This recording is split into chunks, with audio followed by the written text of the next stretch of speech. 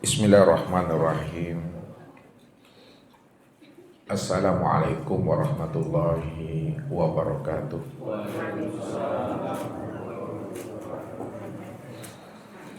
Alhamdulillah. Alhamdulillahilladzi nawwir qulubana binuri ma'rifati wal yakin wa adkhilna ma'al awliya'i wassalihin. Wassalatu wassalamu ala sayyidina Muhammadin nabiyyi sayyidil mursalin wa ala alihi wa sahbihi rasulillahi ajma'in. Faqala Allah Ta'ala bil Qur'anil Karim, A'udzu billahi minasyaitonir rajim. Bismillahirrahmanirrahim.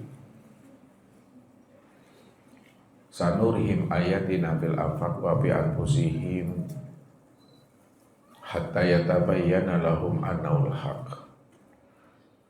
Wa bil ardi ayatul lil muqinin wa bi anfusikum afala tubsirun. Shadaqallahul azim. Bapak Ibu, saudara-saudara dan anak-anak kami jamaah tauhid yang dirahmati Allah. Setiap kita pasti akan menghadapi namanya ajal atau kematian. Karena ajal dan kematian itu merupakan satu kesempurnaan hidup bagi yang menjalaninya. Makanya Allah katakan kepada kita ini, aina matakunu yudrikumul maut walau kuntum fi burujim musayyadah. Dimanapun kamu berada, walaupun kamu berada pada benteng yang tinggi dan sangat kokoh, pasti kematian itu akan mendatangi dirimu. Lau kuntum fi buyutikum la barazal ladzina kutiba alaihimul qatlu ilal madaji'ihim. Dan sekiranya kamu pada saat itu kamu masih berada duduk bersama anak, istri, suami dan menantumu, kata Allah.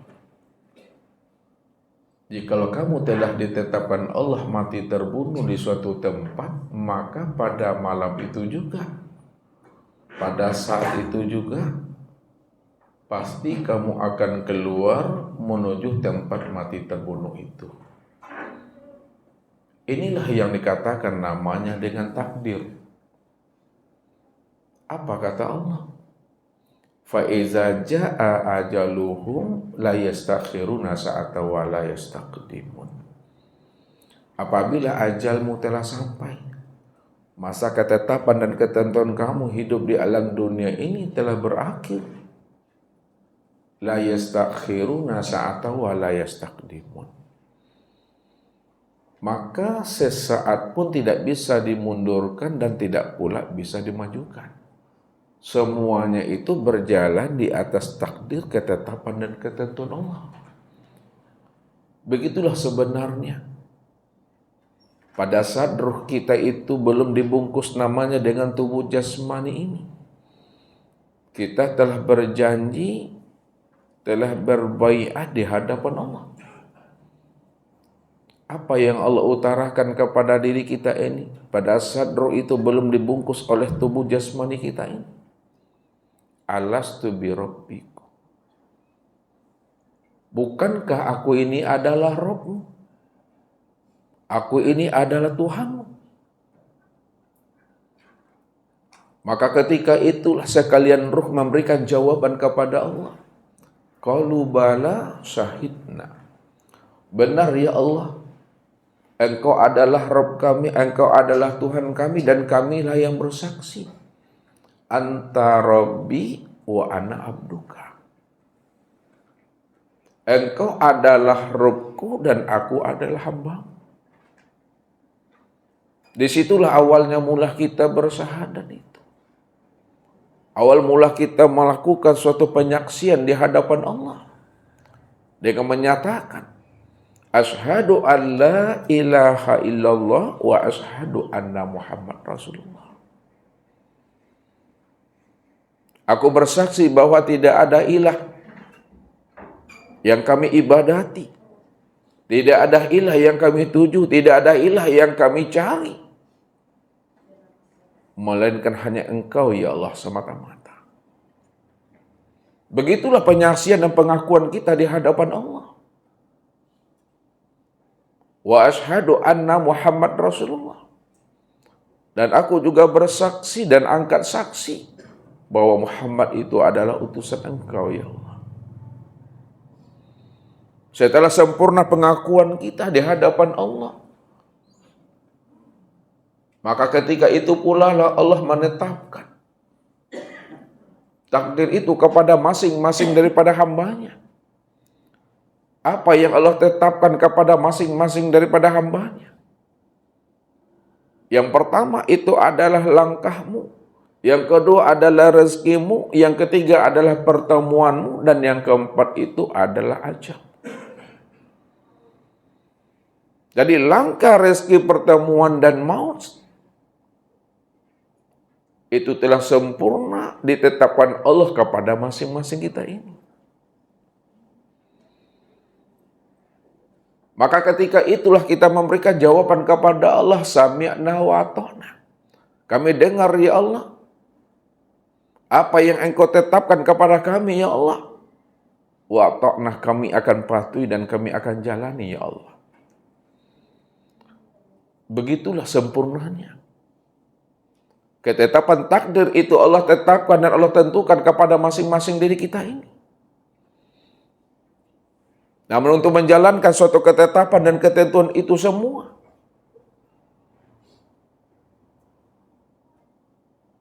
maka Allah zahirkanlah namanya alam dunia ini. Allah bentangkanlah namanya alam syahada ini. Innama amruhu iza arada syai'an ayyakula lahu kun fayakun. Maka terbentang dan terzahilah alam dunia. Untuk apa Allah menzahirkan alam dunia? Allah bentangkan alam syahadah ini. Aku bentangkan dan aku zahirkan namanya alam dunia dan alam syahadah, kata Allah. Liyabluwakum ayyukum ahsanu amala. Aku ingin lihat, kata Allah. Aku ingin tahu, kata Allah. Siapa yang paling baik amalannya? Siapa yang paling sempurna imannya? Siapa yang paling sempurna Islamnya? Siapa yang paling sempurna tauhid dan ma'rifatnya kepada aku, kata Allah. Apakah ia masih bertuhan kepada aku sebagai Rabbnya? Atau ia bertuhan kepada nafsunya? Dia bertuhan kepada akal pikir dan dunianya, kata Allah. Maka alam dunia yang aku bentangkan dan aku zahirkan ini, kata Allah, tempat aku memberikan ujian dan cobaan, kata Allah. Apakah dia masih tetap istiqomah mengakui aku sebagai Rabbnya atau tidak, kata Allah. Maka inilah yang Allah jelaskan kepada kita. Innal hayatad dunya la'ibun wa lahwun wa mal hayatud dunya ilal mata'il ghurur. Sesungguhnya kehidupan dunia yang kita alami saat ini sampai habisnya usia umur kita, ini adalah permainan penuh dengan cerita, sandiwara dan onak dan duri. Maka zahirnya dunia ini, Bapak Ibu, adalah tempat ujian. Tempat kita menjalankan suatu cerita dan sandiwaranya Allah. Dan hakikatnya dunia ini adalah peringatan dan teguran. Makanya supaya kita tidak tenggelam, tidak hanyut dalam kehidupan di alam dunia ini. Maka disinilah baginda Rasul Nabi Muhammad SAW mengingatkan akan umatnya ini. Sebagai bentuk cinta dan kasih sayangnya beliau kepada umat. Apa kata beliau? Jadidu imanakum fa'inal bahrul amin. Perbaiki imanmu. Mantapkan keistiqomahan kamu. Siapa yang memperbaiki imannya dan menyempurnakan keistiqomahan dirinya untuk tetap berjalan di atas hidayah dan petunjuk Allah, maka dialah orang yang selamat. Apa sebabnya, kata Rasul? Fa'inal bahrul amik. Sesungguhnya lautan itu amatlah sangat dalam. Jadi dunia ini digambarkan oleh baginda Rasul, Bapak Ibu, seperti sebuah lautan yang sangat dalam. Makanya jikalau kita tidak berhati-hati dalam menjalankan suatu cerita dan sandiwaranya Allah di alam dunia ini, kalau tidak karam Bapak Ibu, minimal nyewa Bapak Ibu. Kalau tak hati-hati.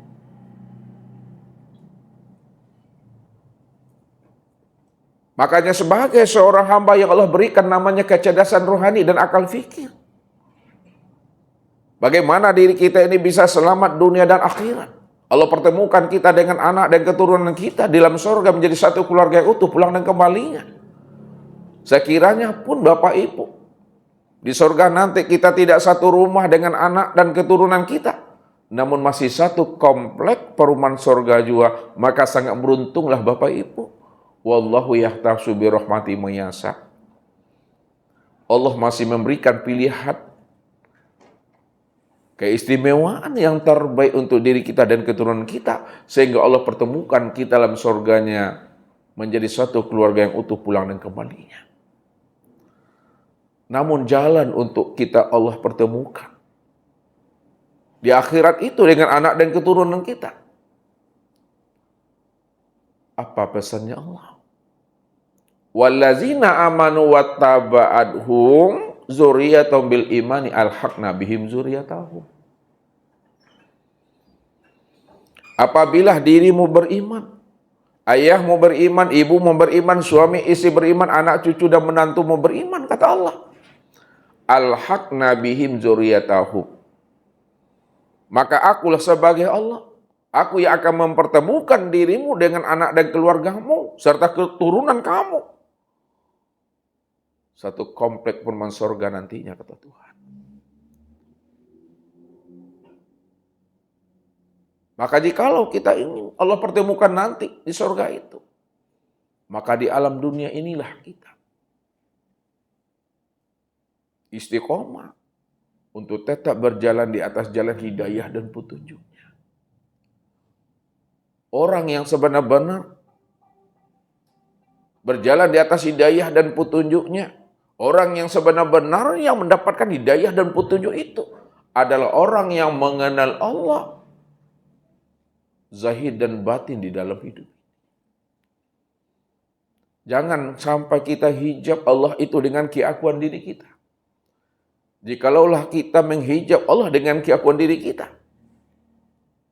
maka selama hayat di kandung badan, Allah katakan kita ini berada dalam keadaan zuluman, dalam keadaan gelap, dan itulah yang katakan buta yang hakiki itu. Ini yang dijelaskan Allah dalam surah Bani Israil ayat 72. Wa man kana fi hazil aqma fa huwa fil akhirati aqma wa adallun sabila. Barang siapa yang tidak mengenal aku waktu hidup di dunia, maka di waktu akhirat pun dia tidak akan pernah bisa mengenal aku. Siapa yang tidak mengenal aku di waktu hidupnya, maka di waktu matinya pun dia tidak akan pernah mengenal aku. Siapa yang tidak mengenal aku, yang telah wujud dan nyata pada dirinya, maka dia juga tidak akan pernah mengenal aku yang telah wujud dan nyata di luar pada dirinya. Wa adallun sabila. Itulah sebenarnya orang yang tersesat itu. Tempatnya di neraka. Maka malam ini Bapak Ibu, kita akan mencoba memahami serta menelusuri jalan pulang dan kembali kita kepada Allah. Kalau kita benar-benar menyadari sesadar-sadarnya bahwa diri kita itu adalah inna lillahi wa inna ilaihi raji'un. Diri kita ini betul-betul asalnya adalah Allah dan akan pulang dan kembali kepada Allah. Maka sebelum roh itu melepaskan akan cangkangnya, sebelum tubuh ini meninggalkan namanya alam syahada, wajib bagi Bapak Ibu, wajib bagi kita ini mengenal Allah dengan pengenalan yang sebenar-benarnya. Supaya pulang dan kembali kita itu benar-benar lurus dan terang, seterang-terangnya Bapak Ibu. Kuncinya bagaimana? Maka wajib kita mengkaji mengenal akan rahasia diri kita ini. Pandai Bapak Ibu hendaknya membaca yang tersurat, mampu pula sebenarnya Bapak Ibu mengkaji yang tersirat. Maka malam ini kita akan mencoba untuk menilik, menyenter dan ikrok ke dalam diri. Supaya kita tahu seakmal diri yang betul-betul nyata dan wujud sempurna pada diri kita ini.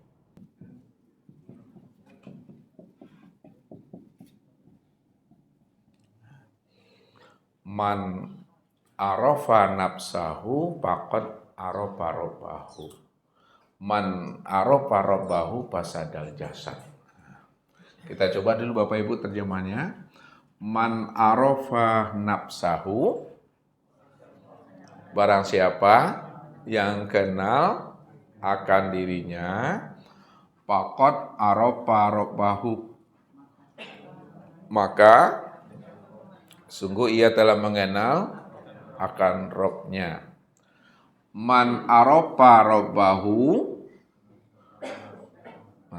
barang siapa yang telah mengenal Rabb-nya, fasadal jasad, maka binasalah akan dirinya. Jadi kunci untuk mengenal Rabb, mengenal akan Tuhan, wajib kita mengenal akan diri ini. Jadi kuncinya, jalannya, wasilah untuk mengenal Tuhan itu yang nyata dan yang wujud.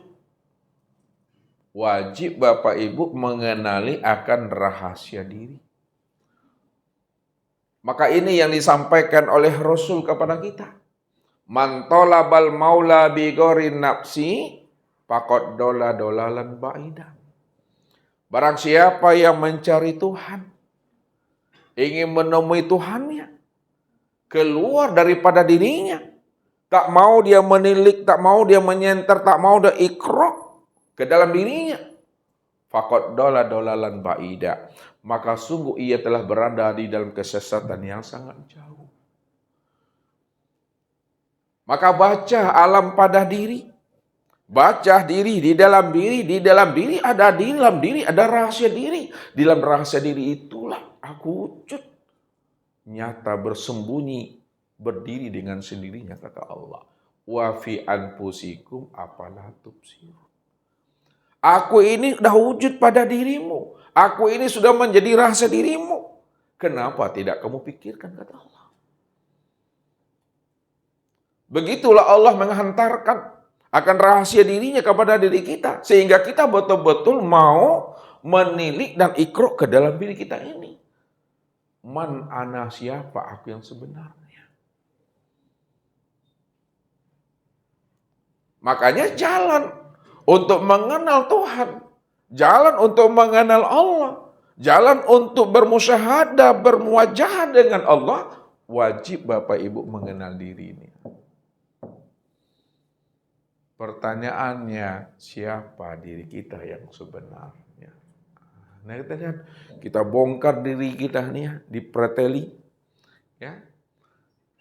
Membongkar diri ini Bapak Ibu tak ubahnya sama kita membuka kulit bawang itu makwo. Ya itu makwo. Bawang kan tahu makwo? Nah, ketika kita tanggalkan kulit bawang, kita ingin mendapatkan isinya yang mana yang bawang itu. Setelah dibuka kulitnya, ya kita lihat rupanya kulitnya juga belum isinya lagi. Dibuka lagi kulitnya, masih juga jumpa kulitnya, belum ada bawangnya. Sampailah kulit bawang itu udah habis dibuka, yang bawangnya enggak juga berjumpa. Apa yang berjumpa? Baunya aja. Ditunggu sebentar 5 menit, baunya pun hilang. Lalu bawangnya yang mana? Hah? Begitu kita menilik ke dalam diri. Sehingga tak tampak lagi diri kita. Sehingga tak terlihat lagi akan diri kita. Sehingga tak terpandang lagi akan wujud adanya diri kita itu.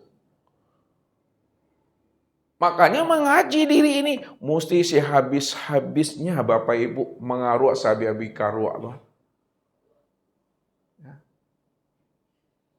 amanah diri Bapak Ibu. Nah, kita lihat.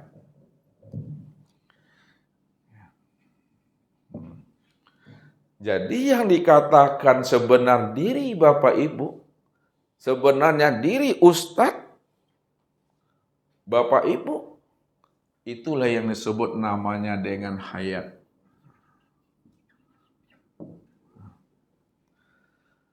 Jadi yang dikatakan diri Bapak Ibu itu yang hayat. Hayat apa artinya tuh Pak Ibu? Nah, yang hidup. Diri Bapak Ibu itu yang sebenarnya diri Bapak Ibu itu tuh yang hayat. Namun baca lagi di dalam hayat itu masih ada diri. Ini baru sebutan. Setiap sebutan pasti ada orangnya tuh. Ya.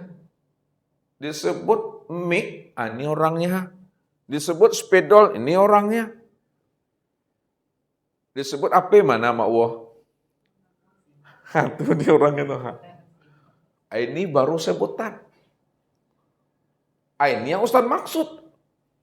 Baca diri di dalam diri. Yang pertama yang dikatakan sebenar diri Bapak Ibu itu yang hayat itu. Namun jangan tertahan, jangan terhenti pada hayat. Tilik lagi ke dalam, center ke dalam lagi. Mana yang dikatakan yang sebenar hayat? Yang dikatakan sebenar hayat pada diri Bapak Ibu itu disebut namanya dengan ruh.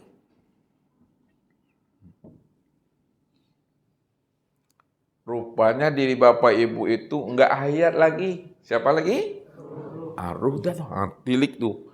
Dengan rasa mambiaknya Bapak Ibu. Ya. Oh, diri kita tuh ruh yang sebenarnya. Udah tahu Bapak Ibu bahwa diri Bapak Ibu itu adalah ruh, sintar lagi ke dalam, tilik lagi ke dalam.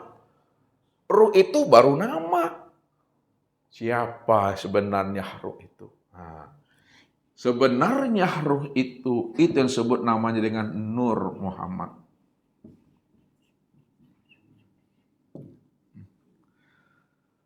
Rupanya yang sebenar diri Bapak Ibu itu bukan ruh. Apa Pak Ibu? Nur Muhammad itu yang diri Bapak Ibu. Senter lagi ke dalam. Siapa sebenarnya Nur Muhammad itu?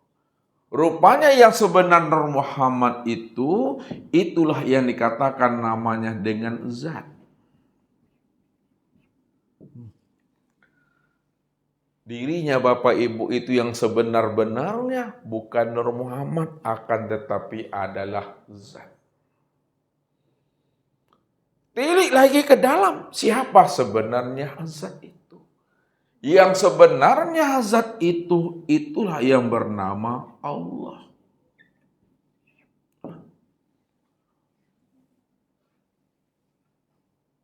Dah paham kita yang sebenar zat itu adalah Allah? Tilik lagi ke dalam. Siapa sebenarnya Allah itu? Sebenar-benarnya Allah itu adalah aku.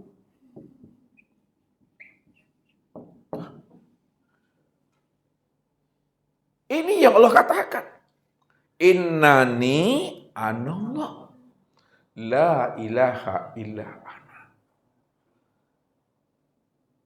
Sebenar-benarnya aku. Aku ini adalah Allah. La ilaha illa ana. Entah ada Tuhan yang lain. Melainkan yang Tuhan itu aku. Akulah yang bernama Allah itu. Makanya siapa aku yang sebenarnya itu? Yang aku yang sebenar-benarnya. Itulah yang dikatakan huwal awalu. Wal awalu wal akhiru wal zahiru wal batinu. Rupanya yang sebenar-benar aku itu Bapak Ibu, itulah yang awal. Yang aku itulah diri yang awal. Awalnya tak ada ujungnya, awalnya tak ada permulaannya. Maka dia yang lebih dahulu, dia lebih awal dari segala yang ada. Maknanya sebelum adanya segala yang ada, maka dia yang lebih dahulu ada sebelum adanya yang ada itu. Kalau dia diri yang awal sebelum adanya yang awal, itu maknanya awalnya itu tidak ada permulaannya. Wal akhiru, dialah diri yang akhir. Diri yang akhir itu tidak ada kesudahannya.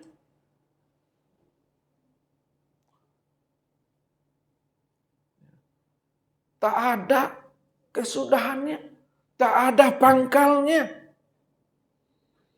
Kenapa dia diri yang akhir, tidak ada kesudahannya, tidak ada pangkalnya? Karena dia cuma yang ada semata-mata. Kalau dia cuma yang ada semata-mata, maka dialah diri yang awal, dia pula lah diri yang akhir. Awalnya tak ada ujungnya, akhirnya tidak ada pangkalnya. Awalnya tak ada permulaannya, akhirnya pun juga tidak ada kesudahannya. Maka awal dan akhir itu ya aku. Waz-zahiru, dan dia juga adalah diri yang zahir.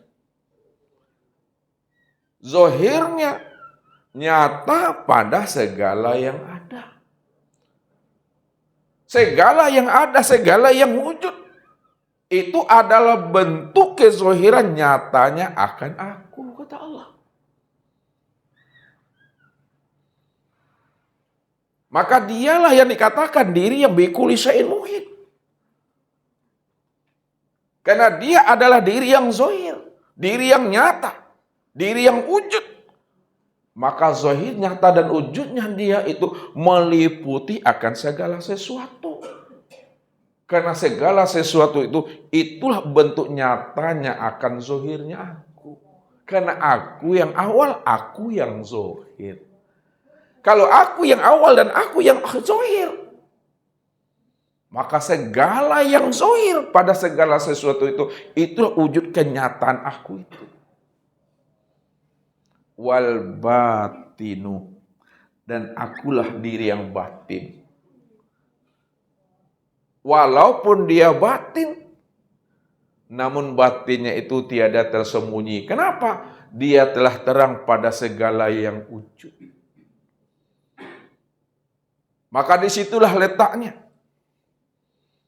Kita pertajam pandangan hati kita, sehingga kita mampu memandang tahwilnya Allah pada segala bentuk dan rupa, bahwa sesungguhnya segala bentuk dan rupa wujud yang lain, itu tiada lain adalah kenyataan akan diriku juga.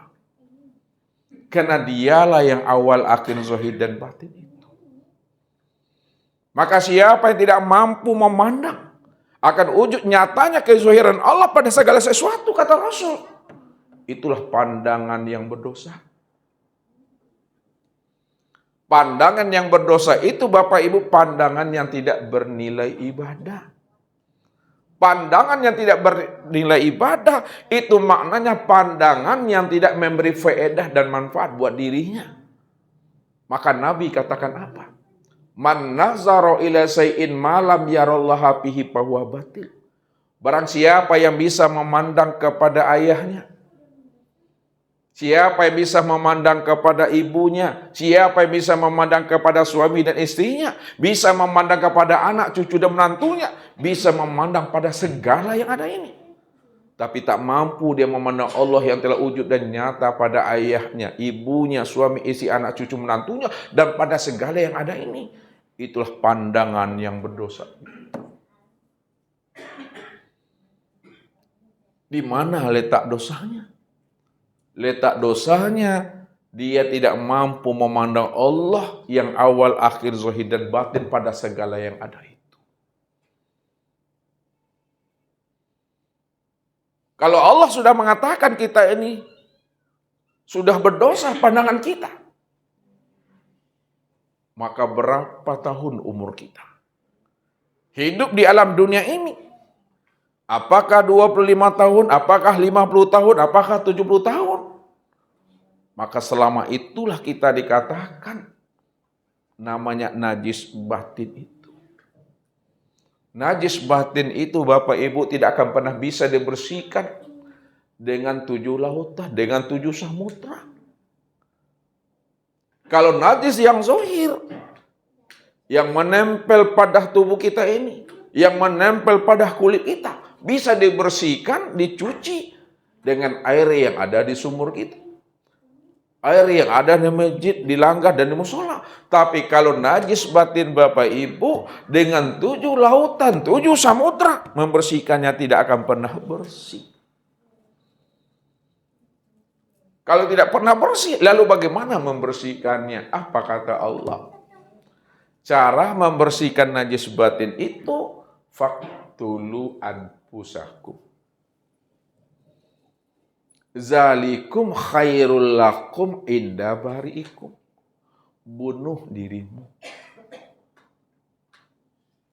Zalikum khairul lakum. Siapa yang mau membunuh dirinya, maka itulah yang lebih baik bagi dirimu. Fataba alaikum. Dan itulah bentuk taubat yang diterima. Jadi syaratnya supaya tidak lagi diri kita ini dikatakan najis batin, hapuskanlah kesadaran diri yang merasa diri Bapak Ibu itu ada. Jadi menghapuskan kesadaran diri yang merasa diri Bapak Ibu itu ada. Ini yang dikatakan faqtulu anfusakum, bunuh dirimu. Bunuh rasa kesadaran diri yang merasa ada tuh. Yang ego tuh, yang aden-aden tuh.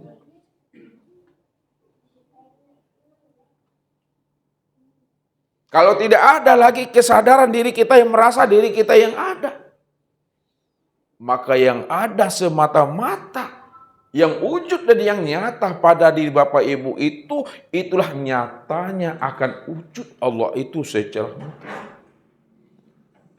Ketika itulah baru diri Bapak Ibu itu hapus dan hilang akan najis batin yang menempel pada diri itu. Ini yang dikatakan namanya mati di dalam hidup. Ini yang disebut namanya mati sebelum habisnya usia umur. Jadi matinya sebelum habisnya usia umur. Sebelum roh itu melepaskan cangkangnya. Itu maksudnya mati sebelum datangnya ajal. Keluar kita dari diri kita, yang ada hanya diri Allah semata-mata. Kalau dah keluar kita dari diri kita, tak ada lagi keakuan diri kita yang merasa diri kita ini yang wujud. Tak ada lagi diri kita yang merasa diri kita ini yang bersifat. Sadar kita sesadar-sadarnya bahwa diri Bapak Ibu, diri kita itu adalah la haula wala quwata illa billah. Ketika itulah diri Bapak Ibu itu bersih.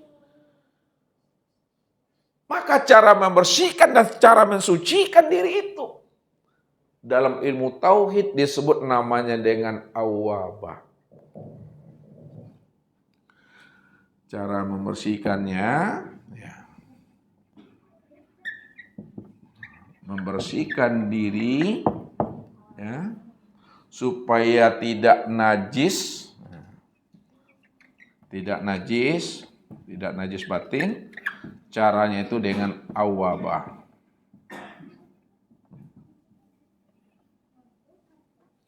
Keluar kita dari diri kita, yang ada hanya diri Allah semata-mata yang sebenar ada. Tuh keluar. Itulah yang ada itu cuma yang aku. Udah paham kita? Yang Allah itulah yang sebenarnya aku. Mana yang dikatakan hakikat rahasia aku itu? Rupanya rahasia hakikat aku itu yang disebut namanya yang kosong nih. Yang kosong itu yang sebenar-benarnya rahasia hakikat aku itu. Kalaulah yang kosong itu sebenar-benarnya rahasia hakikat yang aku, disitulah dikatakan bahwa rahasia hakikat aku yang sebenar-benarnya Bapak Ibu, la sautun wala harfun. Ini rahasianya. La sautun wala harfun. Tidak ada lagi namanya suara, tidak ada lagi namanya huruf, tidak ada lagi namanya kata. Kalau tidak ada lagi namanya huruf, suara dan kata, maka inilah yang diistilahkan, yang tidak ada lagi bisa disebut, yang tak ada lagi bisa disampaikan, diucapkan dengan huruf, lafaz dan kata-kata.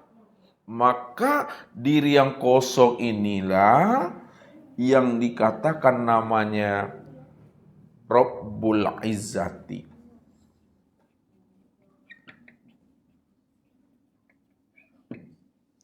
Yang kosong itulah yang disebut namanya Zatul Haq. Yang kosong itulah yang disebut namanya Zatul Bihal. Yang kosong itulah yang disebut namanya wujud mutlak.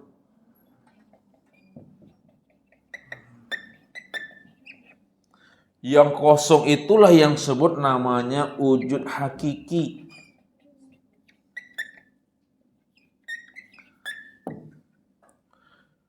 Ya. Yang kosong itulah yang disebut namanya kuni. Yang kosong itulah yang disebut namanya kuni bil kuni.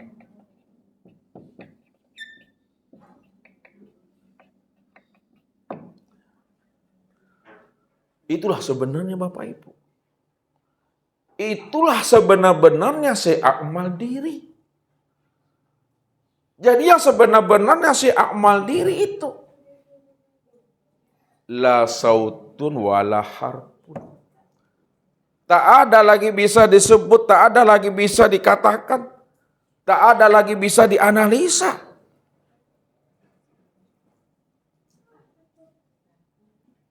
Kalau dia tidak lagi bisa disebut, diucapkan dengan kata-kata dan dianalisa, itulah sebenarnya diri yang kosong.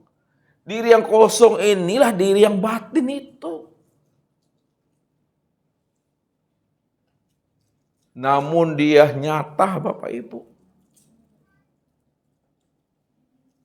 Maka yang batin itulah sebenarnya yang menjelaskan akan keadaan dirinya dengan beraku-aku. Maka disitulah dia menjelaskan akan sebenarnya dirinya. Kuntu kanzan mahfiyat. Aku adalah perbendaharaan yang tersembunyi. Wa ahbabtu an wa'rafa wa khalaqtul khalqa liya'rifani. Karena aku ingin dikenal. Aku ingin melihat diriku, akan kebesaran diriku, akan kesempurnaan diriku. Fa khalaqtul khalqa liya'rifani. Maka aku ciptakan sesuatu itu dari diriku sendiri. Supaya dia mengenal aku. Akulah sebenarnya yang wujud dan nyata pada dirinya. Akan tetapi, segala yang ada, segala yang wujud, segala yang zahir, itu tiada lain adalah diriku juga. Tidak ada diri siapa-siapa. Kenapa dirinya juga dan tidak ada diri siapa-siapa? Karena dialah diri yang awal. Belum ada lagi namanya langit dan bumi. Belum ada lagi namanya aras, lu, kursi dan mahfuz. Belum ada lagi namanya sorga dan neraka. Juga belum ada lagi namanya nur. Maka dia yang lebih dahulu ada sebelum adanya yang ada ini. Maka sebelum adanya segala yang ada, itu adalah aku. Yang sebenarnya aku itu adalah kosong yang tidak bisa disebut, tidak bisa lagi diuraikan dengan kata-kata. Yang kosong itulah awal segala yang ada itu. Dialah yang dikatakan namanya dengan Tuhan. Yang disebut Rabbul Izzati. Tuhannya zat. Karena dia dikatakan Rabbul Izzati, Tuhannya zat. Sebenarnya kata-kata Rabbul Izzati, Tuhannya zat, untuk menunjukkan, memberikan pemahaman kepada kita. Tidak ada yang lain selain daripada dirinya. Karena tidak ada diri yang lain selain daripada dirinya. Hanya dirinya semata-mata yang wujud. Dirinya semata-mata yang awal, akhir, zahir, dan batin. Maka disebutlah diri yang wujud semata-mata itu. Dikatakan namanya wujud mutlak. Disebut namanya wujud hakiki. Disebut namanya kuni. Disebut namanya kuni bil kuni. Disebut namanya zatul haq, zatul bihal. Atau zatul bahdi. Semua itu adalah istilah untuk memberikan pemahaman dan penjelasan tentang rahasia dirinya yang tidak pernah bisa disebut, diuraikan dengan kata-kata itu.